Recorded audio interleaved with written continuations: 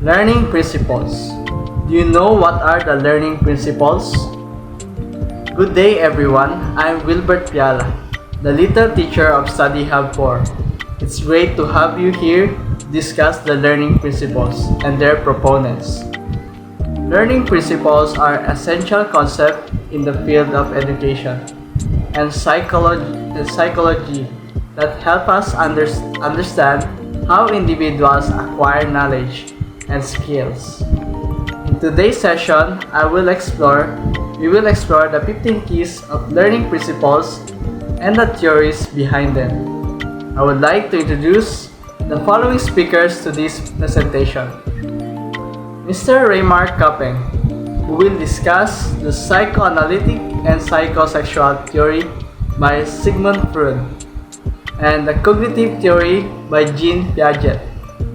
The psychosocial theory of development by Erik Erikson, followed by Mr. Jerwin Galvez, will then tackle the sociocultural theory by Lev Vygotsky, ecological theory by Bron Benfredner, classical conditioning by Ivan Pavlov, and followed by Mr. Jasper Dagook, will talk about the operant conditioning by B.F. Skinner, multifold intelligence theory by Mr. Howard Gardner, metacognitive by John Flavel, followed by Mr. Rogimar Pulad, will speak about the laws of learning by Edward Thorndike, Gagne's learning theory by Robert M. Gagne, social learning theory by Albert Bandura, and lastly, I will discuss the Maslow's hierarchy of needs by Abraham Maslow, experiential learning by David Kolb, and the 15 learning style inventory by Don and Don. Our learning outcomes for today follows. Our intended learning outcomes for today are as follows. Intended learning outcomes number 1. Learners will be able to understand the learning principles. By the end of this session, you will have a clear understanding of what learning principles are and why they are important in education. Number 2. Students can identify the 15 learning principles and their proponent. We will delve into 15 specific learning principles and theories. We'll develop them, helping you recognize the pioneers behind these fundamental ideas. Number 3. Learning will be able to demonstrate the learning principles.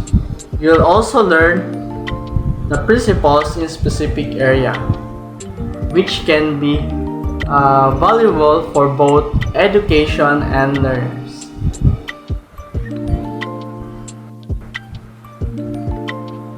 Now, let us proceed to our first reporter, Mr. Raymar Kapeng.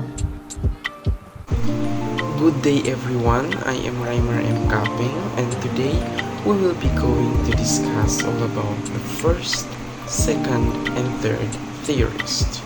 So we have the first theorist, Sigmund Freud.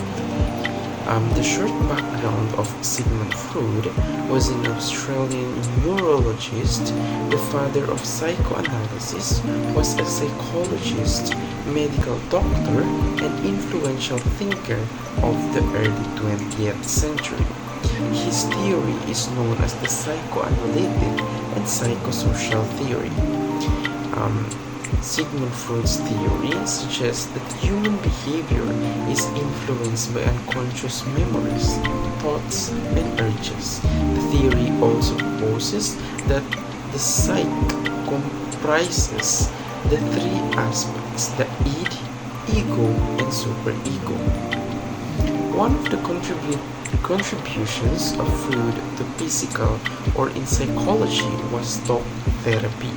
It also helped shape current views of dreams, childhood, personality, memory, sexuality, and therapy.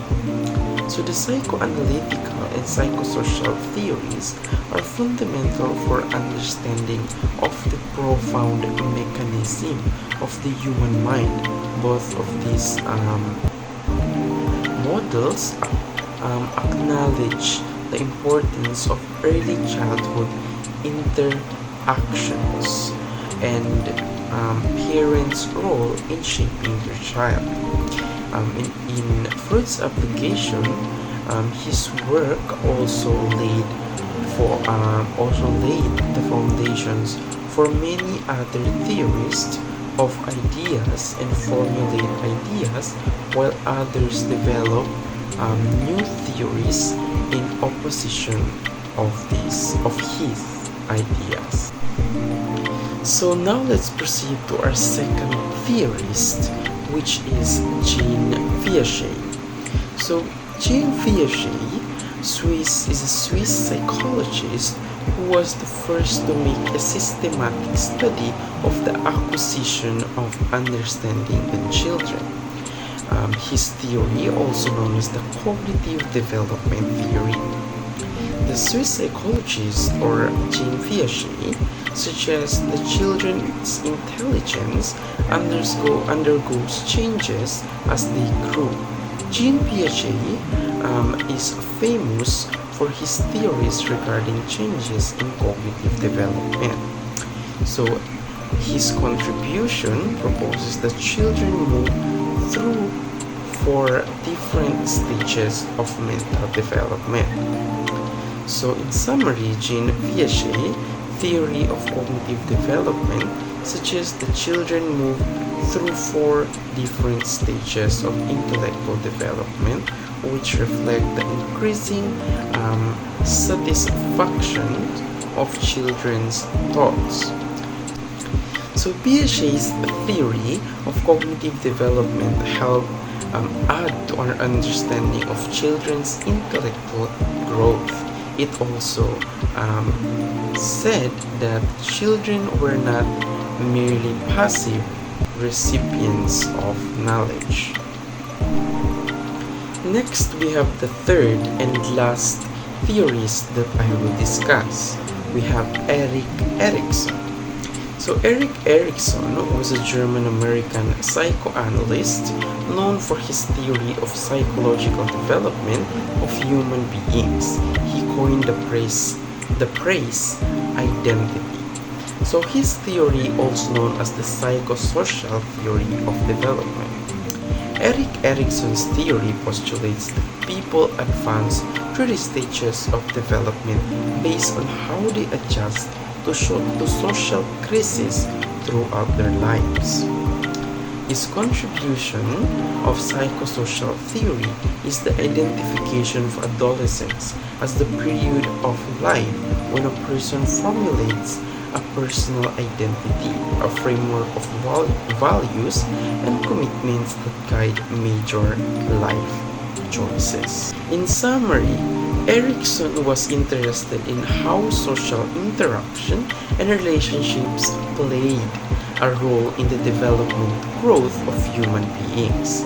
Erik Erikson's theory was based on the epigenetic principle. So in applications, psychosocial development theory can be utilized in the analysis of a client's symptomatic behavior in relation to past traumatic experiences and conflicts with current developmental tasks. A pleasant day to each and everyone. I am Jerwin M. Galvez, and now I will continue to discuss all about the fourth theory, which is Mr. Lev Vygotsky. Mr. Lev Vygotsky was a Russian Soviet-era psychologist best known for his work on psychological development in children and creating the framework known as cultural historical activity theory. And the name of his theory is also known as the socio-cultural theory. Mr. Lev Vygotsky's socio-cultural theory about child development says that cognitive development occurs as a result of social interactions. In this way, learning is innately collaborative. Contribution. Social-cultural theory focuses on how mentors and peers influence individual learning, but also on how cultural beliefs and attitudes affect how learning takes place. In summary, the sociocultural theory is a sociological and psychological theory that deals with the importance of culture and society in developing and shaping individuals. It demonstrates how friends, parents, and others in society development people's cognitive, learning, and sociocultural functions. Applications. Mr. Lev Vygotsky believed that children learn more efficiently in a social environment. That is why learning to use social development theory in a classroom can help your students understand ideas more quickly. Furthermore, social interaction for Mr. Lev Vygotsky plays an integral role in learning and promotes a reciprocal teaching style. So now, let's proceed to our fifth choice, which is Mr. Yuri Bronfenbrenner. Mr. Yuri Bronfenbrenner was a Russian-born American psychologist, best known for using a conceptual framework to better understand human development. His theory is also known as the ecological theory. Mr. Yuri Bronfenbrenner ecological systems theory proposed that human development unfolds in a nested set of systems involving cultural, social, economic, and political elements, not merely psychological ones. These systems and their interactions can nurture or stifle optimal development. Here is the contribution of Mr. Bronfenbrenner theory. Contribution. Mr. Yuri Bronfenbrenner's theory significantly impacted how researchers, psychologists, and educators view human development. The ecological model continues to inform our understanding of how different aspects of their environment may positively or negatively impact their growth. In summary, Mr. Yuri Bronfenbrenner ecological system theory. This theory looks at a child's development within the context of the system of relationships that form his or her environment. Mr. Yuri Bronfenbrenner's theory defines complex layers of environment, each having an effect on a child's development. And this is the applications of Mr. Yuri Bronfenbrenner theory. This theoretical theory assists us to understand what causes humans to behave differently by looking for patterns that contrast behavior at home with behavior at school or work. So now, let's move on to our sixth choice, which is Mr. Ivan Pavlov. Mr. Ivan Pavlov was a Russian and Soviet experimental neurologist and sociologist known for his discovery of classical conditioning through his experiments with dogs. So basically, the name of his theory is the classical conditioning. Classical conditioning theory states that behaviors are learned by connecting a neutral stimulus with a positive one, such as Pavlov's dog's hearing a bell, which is neutral, and expecting food, which is positive. Contribution. Most psychologists now agree that classical conditioning is a basic form of learning. Furthermore, it is well known that Pavlovian principles can influence human health, emotion, motivation, and therapy of psychological disorders. In summary, the most famous example of classical conditioning was Mr. Ivan Pavlov's experiment with dogs, who salivated in response to a bell tone. Mr. Pavlov showed that when a bell was sounded each time, the dog was fed. The dog learned to associate the sound with the presentation of the food. And here's the application of his theory. Mr. Ivan Pavlov studied the behavior of dogs and developed a theory of classical conditioning, which explains how people associate two stimuli in their minds and react to one of them as though it was the other. So now, let's move on to our 7 theories, and it will discussed by our next researcher. Hi everyone, my name is Jasper Miko L. Lagok. I'm from BSET English 1B, and I'm here to present to you the 3 theories from child, adolescence, and development, the 7, 8, and 9 theories. The 7th theory was Burrhus Frederick Skinner. His theory is operant conditioning. Skinner was an American psychologist, behaviorist, author, inventor, and social philosopher, considered the father of behaviorism. Operant conditioning, sometimes referred to as instrumental conditioning, is a method of learning that uses rewards and punishment to modify behavior. Skinner's contribution on child, adolescent, and development by providing immediate response to employee behaviors. Operant conditioning creates a system of accountability. The theory aims at the motivation of employees and what encourage and reinforce good or bad behavior at work. The summary of this theory, operant conditioning can also be used to decrease a behavior and referred to as instrumental conditioning. Through operant conditioning, behavior that is punished will rarely occur. Application: operant conditioning modifies operant behavior, which is behavior acting on the environment, subject to conditioning through reinforce or punishers. It is used to decrease behavior via the removal of the application of negative. My 8th theory was John Flavel. His theory was metacognition. John Flavel was a Puritan English Presbyterian minister and author. Metacognition.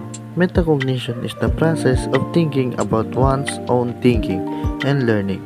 It is your ability to control your thinking process through various strategies. His contribution to child, adolescent, and development was this learning is maximized when students learn to think about their thinking and consciously employ strategies to maximize their reasoning and problem-solving capabilities. Summary: it refers to the process used to plan, monitor, and performance and assess one understanding and performance. Metacognition includes a critical awareness of one's thinking and learning oneself as a thinker and learner. Application: metacognition helps students to transmit their knowledge and understanding across tasks and contexts, including reading comprehension, writing, and etc. My last theories and the 9 theories on child, adolescence, and development was Howard Gardner. His theory is a multiple intelligence theory. He is an American developmental psychologist, a Hoops Research Professor of Cognition and Education at the Harvard University. Multiple intelligence refers to a theory describing the different ways students learn and acquire information. His contribution: it allows to think about different types of mental strengths and abilities. Learning more about which types of intelligence you learn towards may help you learn to recognize your own preferences. My 8th theory was John Flavel. His theory was metacognition. John Flavel was a Puritan English Presbyterian minister and author. Good day everyone. Now I will continue to discuss the 10 theories of the Module 3, Learning of Principles. And the 10 theories is Edward Thorndike. Edward Thorndike was an American psychologist and educational theorist who lived from 1874 to 1949. He made significant contribution to the field of psychology, particularly in the areas of learning, behaviorism, and educational psychology. Thorndike is best known for his work, The Law of Learnings. Law of Learnings. This principle suggests that behavior followed by positive sequences, reward, are more likely to be repeated, while behaviors followed by negative consequences, punishment, are less likely to be repeated. Edward Thorndike's contribution to psychology is operant conditioning. The law of learnings laid to the groundwork for the development of operant conditioning, a theory that greatly influenced later psychologists including B.F. Skinner. It emphasized the role of consequences in shaping behavior. Thorndike's summary. Edward Thorndike's law of learnings is a crucial concept in the study of behaviors and learning. It highlights the importance of consequences in shaping the reinforcing behavior. His research and theories have had a lasting impact on the field of psychology, particularly in educational and behavioral psychology. Thorndike's application. The law of effect has practical application in various fields, including educational and psychology. Teachers can use it to design effective teaching methods that reward and reinforce desired behavior in students. It's also relevant in behavior modification therapies and in understanding how reward and punishment influence human. Now, we will proceed to the 11th theorist, Robert Gagne. Robert Gagne was an American educational psychologist born in 1916 and passed away in 2002. He is well known for his work in instructional design and educational psychology. Robert Gagne, known for his Gagne learnings theory. The definition of terms. These are the set of events or conditions that are essential for effective learning. They provide a framework for designing instruction and includes various steps to engage and guide learners through the learning process. Gagne's contribution. Gagne's made significant contribution to the field of instructional design and educational psychology. He proposed a systematic approach to instructional design by identifying different types of learning and conditions required for each type. This includes intellectual skills, cognitive strategies, verbal information, motor skills, attitude, and cognitive roles. Gagne summary. Robert Gagne work in instructional design and educational psychology emphasized the importance of a systematic approach by teaching and learning. He provides a framework for understanding different types of learning and a set of principles for designing effective instruction. Gagne's application. Gagne's 9 events of instruction and his hierarchy of learning have been widely used in the design of educational materials and training programs. Teachers, instructional designer, and trainer apply his principle to create structured, engaging, and effective learning experience. His work has had lasting impact on curriculum development and instructional design in various educational settings. Now, we will proceed to the 12th theories. Albert Bandura. Albert Bandura is a renowned Canadian-American psychologist born on December 4, 1925. He is highly influential in the field of psychology, particularly for his work on social learning and social cognitive theory. The theory associated with Albert Bandura is the social learning theory. Social learning theory. This theory proposed that individuals learn by observing the behaviors, attitudes, and outcomes of others. It emphasizes the role of cognitive processes and how they interact with the environment in shaping behavior. Bandura's contribution. Bandura's major contribution lies in development of social learning theory. He introduced concepts like observational learning, self-efficacy, and reciprocal determinism. His work demonstrates that learning is not solely based on direct experience, but also be acquired through observing and imitating others. Bandura's summary. Albert Bandura's work in social learning theory has had a profound impact on the field of psychology, highlighting the importance of observational learning and the role of cognition in human behavior. Bandura's application. Bandura's theories have found application in various fields including education, psychology, and even in understanding how media influence behavior. They have been used to explain a wide range of behaviors and have practical implication in areas like behavioral therapy, education, and the social psychology.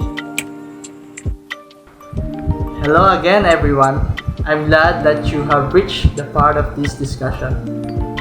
Please stick around because in this discussion, we'll learn about the three important ideas in psychology and education. But first, we'll explore Abraham Maslow's theory about what motivates people and his hierarchy of needs.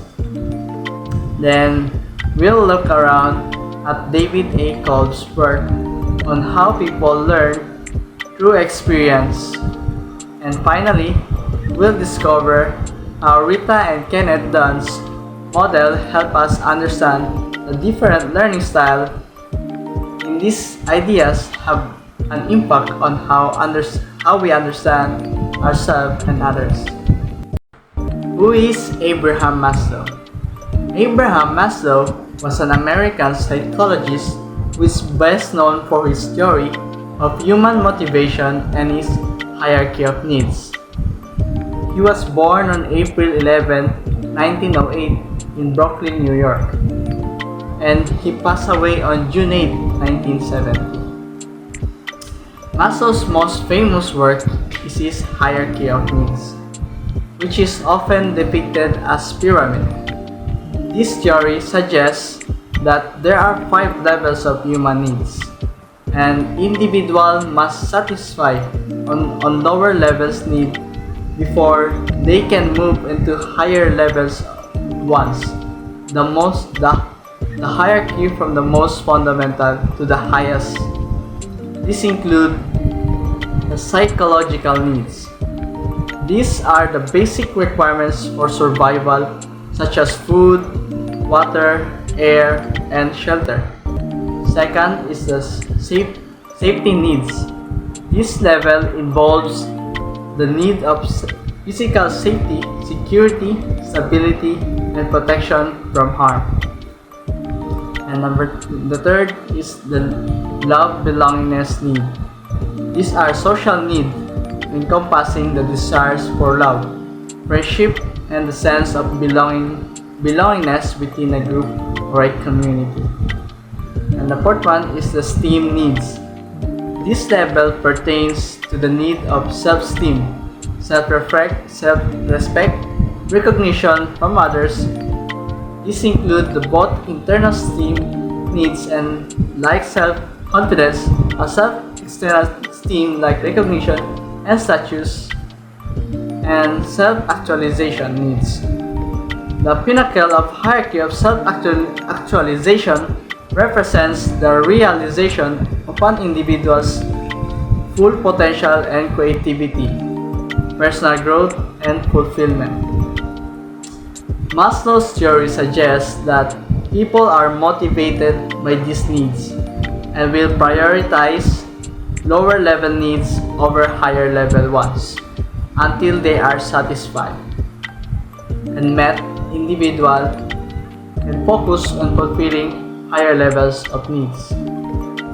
In summary, Abraham Maslow's theory of human motivation and his hierarchy of needs. It covers the background, the 5 levels of hierarchy of needs, and the fundamental ideas that must satisfy a lower level needs before moving on a higher level of wants. How do people learn through learning experience? This is a discovery of David Kolb. Who is David Kolb? David Kolb is an American educational theorist and psychologist known for his work experiential learning and learning style. He was born on December 12, 1939 in Exeter, New Hampshire. Kolb's influential work on experiential learning is based on the idea that learning is a cyclic process that involves concrete experience, reflective observation, abstract conceptualization, and active experimentation. Kolb's model of experiential learning consists of 4 stages, namely, the concrete experience. This is where the learners encounter a new experience or situation. It can be a real-life experience or a simulated one. Second is the reflective observation. After the concrete experience, the learner reflects on the experience, considering what happened, how they felt, and what they learned from it. The third is the abstract conceptualization. In this stage, the learner forms an abstract concept or theories based on their reflections. They try to understand the experience by making connections to existing knowledge or theories. And the fourth is the active experimentation. The learner applies the new concept and theories in a practical, hands-on manner. This stage involves the testing and trying out what they have learned in a new situation. Kolb's work had a significant impact on educational, organizational psychology as it provides a framework for understanding how individuals learn and how educators can design an effective learning experience. In summary, David A. Kolb is an American educational theorist and psychologist known for his work on experiential learning, which is a cyclical process involving concrete experience, reflective observation, abstract conceptualization, and active experimentation. This model of experiential learning consists of these 4 stages, and it has a significant impact on educational, organizational psychology, providing a framework for understanding how individuals learn and how educators design effective learning experience. David Kolb's model of experiential learning can be applied in diverse settings to enhance learning, for problem solving, and personal and professional development. And now, let's proceed to our last discussion. Don and Don. Who are the Don and Don? Rita and Kenneth Don were American educators and researchers who made a significant contribution to the field of education, particularly in the areas of educational psychology. They are known for their work on the concept of learning styles and development of Don and Don model of learning style. The Don and Don model of learning style is based on the idea of students that have a unique ways of learning and processing information. The model suggests that individuals have preferences for various environmental, emotional, sociological, and physiological elements in their learning experience. These preferences are often referred to as the four elements and include, namely, the environmental preference. This element focuses on the physical aspect in the learning environment. It includes factors such as lighting, temperature, sound, seating arrangements. Students are categorized as visual, auditory, or kinesthetic learning depending on preference of environmental factors. Emotional preference. Emotional preference related to how students prefer to approach learning in terms of motivation, responsibility, persistence, and structure. Individual may have preference or learning in a structure, self-directed, or motivational enrichment. Sociological preference. A sociological preference considers the social aspect of learning. Students may have preference for learning independency or with others. These preferences are classified as solitary, pair, or peer learners. The physiological preference. Physiological preference are related to sensory input or kinesthetic modes or receiving information. Rita and Kenneth Dunn made a significant contribution to the field of education, primarily through the work on learning style and the development of the Dunn and Dunn model. In summary, Rita and Kenneth Dunn were American educators and researchers known to their significant contribution to the field of education, particularly in the area of learning style and educational psychology. They developed the Dunn and Dunn model of learning style, which is based on the idea that students have unique preference in four elements, namely environmental, emotional, sociological, and physiological. This model had a notable impact on education, emphasizing the tailored instruction of student individual learning preference. The Dunn and Dunn model of learning style, which focuses on individual preference in the four elements of learning, can be applied in instructional settings to create more effective and personalized learning. Thank you everyone for listening for this discussion and hope you enjoy. Have a great day everyone.